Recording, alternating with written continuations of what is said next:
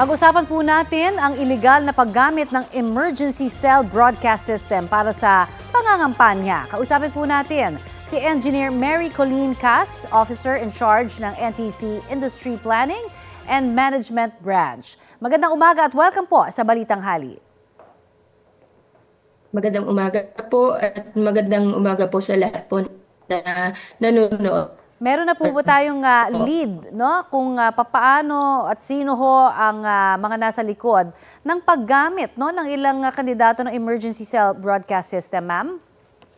So, yun po, unang-unang po, pinapaalam po namin sa publiko na batay po sa initial na pagsisiyasat ni NTC, hindi po yun galing sa legitimate or yung official na National Emergency Cell Broadcasting System natin.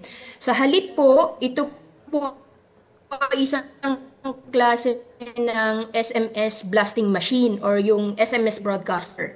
Okay. Na wherein po itong SMS broadcaster po, capable po yung device na ito to send flash message. Okay. Ito ho ba ay napapasakamay ng mga ilang individual? Kasi sabi may mga nabibili naman talaga nito kung iisipin sa iba pong bansa, no? Parang pang text blast nga po para ho sa ilang mga gustong magpakalat, no? Either ng kanilang mga promos or ito, in this case, mga kandidato ang pangalan, ano? Opo. Sa kasalukuyan po, ma'am, naniniwala po ang NTC na may mga legal devices po talaga, katulad ng mga SMS blaster. Sa katunayan po, medyo madami-dami na din po yung mga gantong uri ng teknolohiya ang na-configurate ng PNP in collaboration po with NTC.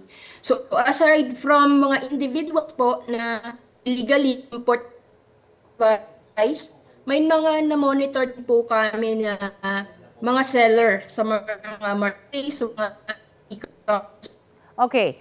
So may mga namomonitor na pala, no, at marami-rami na rin ang nakakabili nitong device na ito. So mag-ingat na lamang ho para doon sa mga makakatanggap, no, hindi basta-bastang dapat paniwalaan, lalo na kung galing po ito at ginagawa bilang pangampanya ng ilang mga kandidato. Ayan po naman ang ating nakausap, no, si Engineer Mary Colleen Cas, ang Officer in Charge ng NTC Industry Planning and Management Branch.